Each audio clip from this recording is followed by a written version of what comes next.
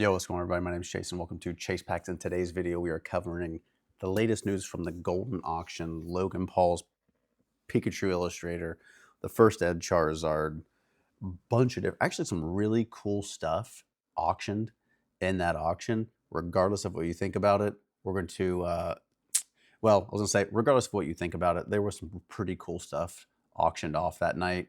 We'll talk about the stream. We'll talk about the newest news from 30th anniversary. We'll get into that at the end. We'll give my opinions on it, talk about how it might affect the hobby, how it might not, and yeah, we'll just go from there. So let's jump on to Goldin here. All right, we'll cover the big boy first, obviously. Logan Paul's world record holding Pikachu Illustrator. Okay, so sold for 16,492,097 bids.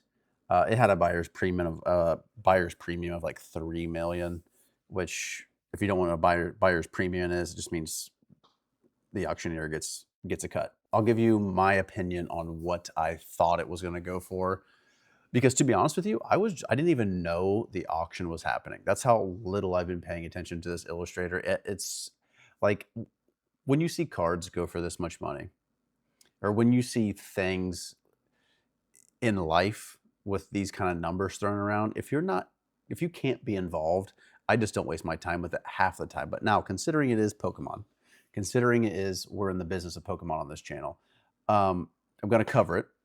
I did end up watching the stream, most of it, not all of it, because I got tired, I had to go to bed. People got to work in the morning. But where was I going with this? Okay, yeah, my opinion on what I thought it would go for once I started watching the stream, which I accidentally stumbled upon last night, hilariously enough. So after the stream started going, I was like, okay, I think he paid like 5 million for it, a little over. I think it was 5.3. So I was like, okay, 5.3. I could see it selling for like 12. I think I said 12 or 13. So ended up selling for 16. That if you guys watch the stream, every time there was a bid, they hit the gong. I don't know if they actually hit it 97 times. I don't think so, because I don't know when this auction started. I think it started earlier than the stream started. I'm pretty sure it started like almost a whole day earlier. I could be wrong about that. I'm not sure though. But they hit a gong every time a bid was put up, and then they read off the bid. There was a lot going on in that stream, and I could see how a lot of people would find it very entertaining. I definitely wasn't super, super bored watching it, but like I found myself like watching it, not watching it, and then bringing it back on, watching a little bit more. So I'll tell you what, we'll get to the opinions later. Let's cover some stuff that was auctioned off in this, because it was really cool. Again, 16.4 million essentially for the Illustrator. Way more than I wouldn't say way more than I thought it would be. What is more surprising to me is the first edition Charizard. Sold for $954,800, 31 bids on it. So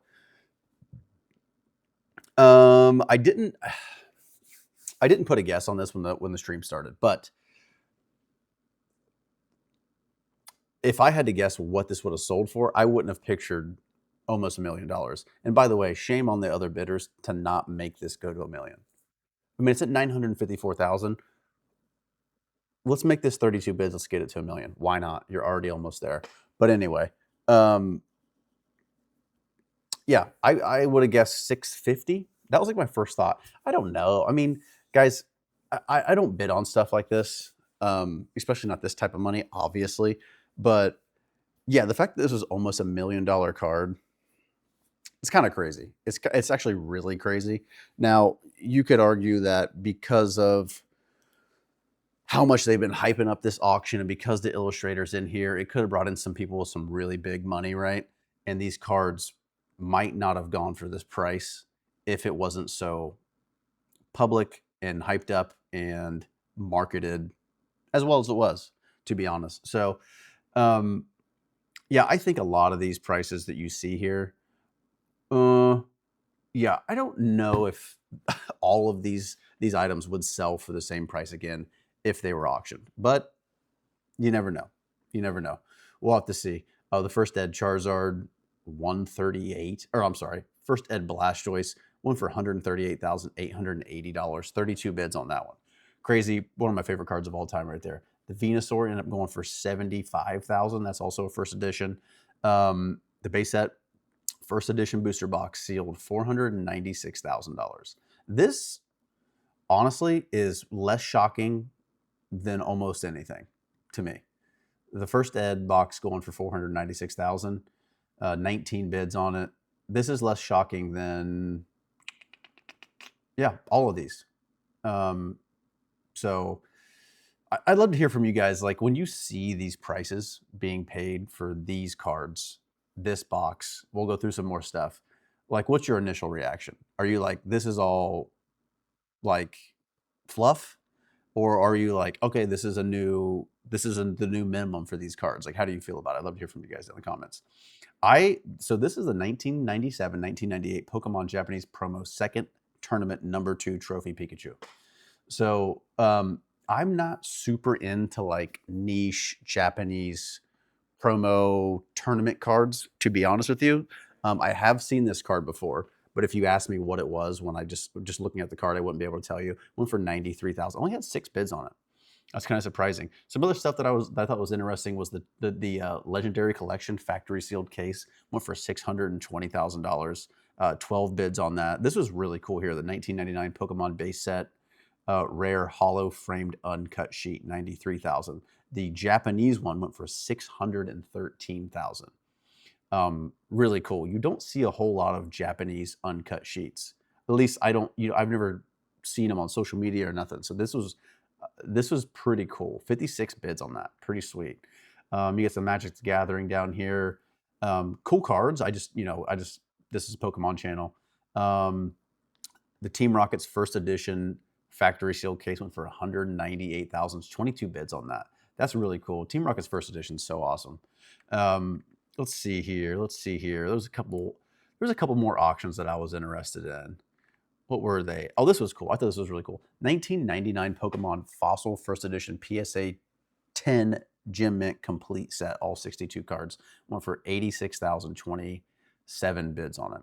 That's really cool. I love Fossil. When I got into Pokemon, I did open base set, I did open Jungle, but like when I really started opening packs, it was mainly Fossil. So Fossil has like a soft spot in my heart on the vintage side. So this is really sweet. That's really cool to me. I thought this was fascinating because I'm not into like sealed video games. So the 1998 Nintendo Game Boy Pokemon Red version, the US sealed video game, 32 bids, 124,000. I thought that was interesting. Yeah, I would have never guessed that would go for that. That's really sweet, actually. Let's see. These aren't like in any certain order. They're definitely not in order by price. These are interesting. I've seen these. I don't really know much about them, but the Pokemon World Championship Trainer Pikachu trophy cards, these are pricey. 32, 27, 24. Yeah, again, I don't know much about these. I did hear Catch 'em All Collectibles. I heard he bid on some of these. I think he won a couple of these. I'm not sure which ones, but I don't want to call it niche, but not a card that a lot of people know what it is when they first look at it. But those are pretty sweet. Obviously, the #1 trainer is the rarest or the most sought after. It's $89,000. I'm guessing that's for first place. Let me know in the comments if you guys know about that. I don't know much about the competitive side of anything in Pokemon, to be honest. The Skyridge Hollow, Gem Mint 10, 48,000. I didn't even see this one at first. The Holland Phantoms Gold Star Pikachu went for 148,000 with 35 bids.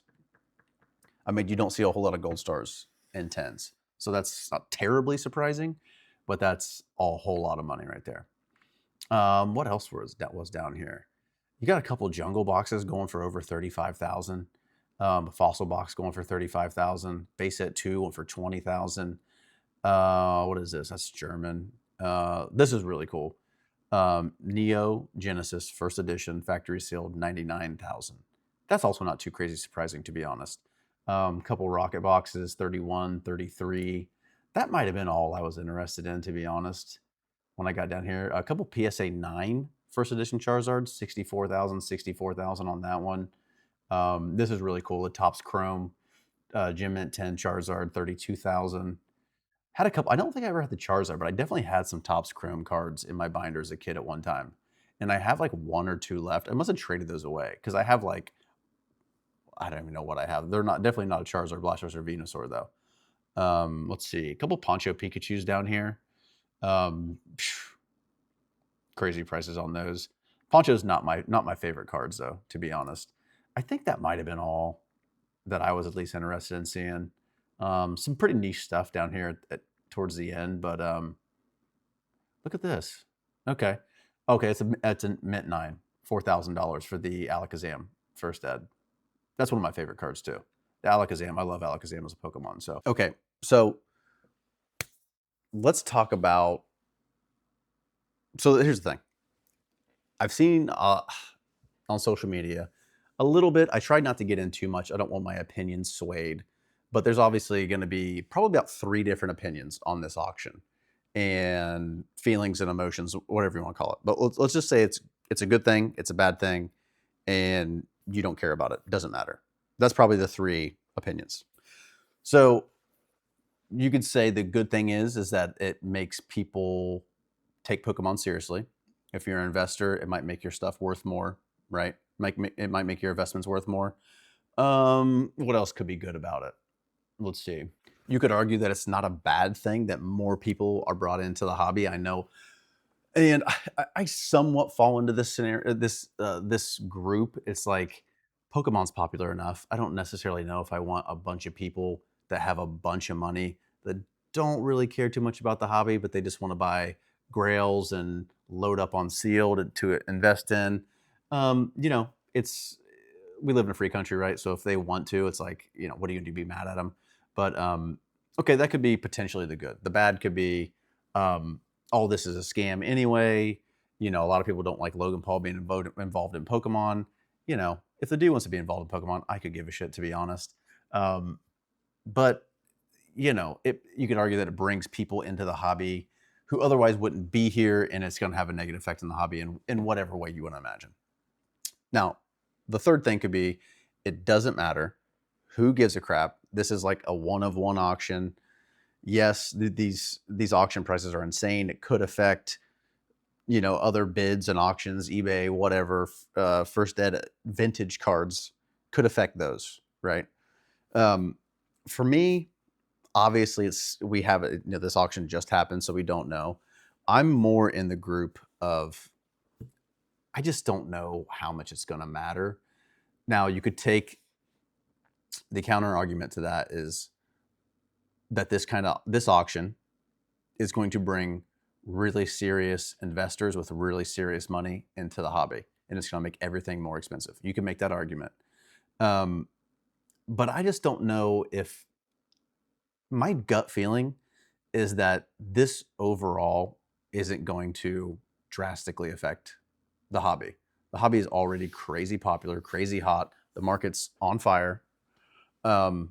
So yeah, I honestly didn't give it really too much thought because I wanted to come on here and just like talk about it and just talk through it as I'm going. So, but again, my gut reaction is that this isn't really going to affect much. I don't know why I feel that way. I feel like this might have been like a one-of-one night. The cards went crazy, the seal boxes went crazy, but eventually everybody's going to forget about this in a week. And it's like, yeah, somebody might have a first ed Gem Mint 10, Blastoise, and then they go, hey, I want $138,000 for it. That's what it sold for on Goldin. And there might be nobody willing to pay that for that card. So I could see that happening, to be honest. I really could. But it's to be determined, obviously. Let me know down in the comments, how do you guys feel about this auction and how it's going to affect the hobby? Now, one thing I did want to say is I also have a gut feeling that this isn't going to affect modern Pokemon at all. I'm trying to think of the most modern thing that I saw on that auction. Was it like the Poncho Pikachus? Maybe, I think. So yeah, my first gut reaction is that maybe it'll affect vintage a little bit. Maybe vintage, it'll draw more attention to vintage cards, right? Like it did in the COVID era. And man, if you're holding some nice vintage cards, who knows, maybe in a couple weeks, or it's the time to sell. I know vintage is already kind of on the move. So yeah, maybe it'll affect vintage. I don't think it's going to affect modern. I don't. Modern, I mean, look, Destined Rivals is already a $600 box. So yeah, I think modern's safe. Okay, guys, one more piece of news. This will be short. I'll give you some of my opinions on it. Opening scene Pokemon Center merchandise revealed for the 30th anniversary. We're on Poke Beach. God bless you, Poke Beach. Let's see. There's a playmat. There's a double deck box. There's card sleeves. There's a pin. There's a hat. I got to be honest with you. I don't really care about any of this. I don't care about the sleeves. I'm never going to use a deck box. The playmat might be the one thing that I'd be willing to buy or use. But other than that, again, I'm not in the competitive scene at all, so I don't need this stuff. I mean, obviously, if you're collecting cards, you can use the card sleeves. But for me, I don't really like card sleeves. I just like the penny sleeves. I like to be able to see the whole card. But what is intriguing about this is the theme, right? The theme is opening scene from red, blue, that went into fire red, leaf green. And what that tells me is, potentially the theme for the 30th anniversary could be how it's depicted on these products. So vintage, right? It's not going to be surprising if we're going to see some like throwback vintage things in the anniversary, but if it's like themed around like this is obviously based off the games, right? And I don't know how legally how that works with the TCG in the game. That could be like we'll just call it a problem. That could be a problem. I don't know how they can tie those in, right? But it's intriguing because these, as much as I don't really care to have any of this, it looks awesome. It looks really cool. It's very nostalgic. And if there's one thing Pokemon knows over anything, it's that if they want to sell cards, make it nostalgic. Go back Gen 1, Gen 2, Gen 3, Gen 4, and it's probably going to be popular and it's probably going to work. I mean, if you guys were around during red and blue, yellow, fire red, leaf green, that's like a super, super nostalgic thing. Like I was playing the games well before I got into the cards. Like it's more nostalgic to play the games for me than even get a hold of the cards. So the fact that this could be what the 30th anniversary is themed around, like the set, is really cool, really intriguing, and would be insanely hype, insanely popular. It's already going to be hype, but if this is the theme, if it's based around this like nostalgic feel, it's going to be crazy popular and just insane, quite frankly. But yeah, let's wrap it up there. That's good enough. I appreciate you guys watching. Let me know down in the comments, how do you feel about the Goldin auction? I really want to know. Here's the thing. I really want to know how you actually feel about it, because good, bad, you could give a shit. I'd love to know. Honestly, I could kind of give a shit. I don't really care. I don't know if it's going to have a whole lot of effect in what I'm doing. I've been really looking at vintage. I know it's going up, and this probably could affect vintage a little bit. I think modern's safe, like I said before, but I'd love to hear from you guys. Let me know about the Goldin auction. How do you feel about it? Do you love it? Do you hate it? Do you not care at all? The opening theme, yeah, the opening theme for the 30th anniversary. Where do you think? What direction do you think that's going in? I'm intrigued by it. I don't know if I really have a good guess yet, but I'd love to hear from you guys down in the comments. Guys, if you enjoyed this video, go down, hit the thumbs up button, subscribe if you would like to see more, and I'll see you in the next one.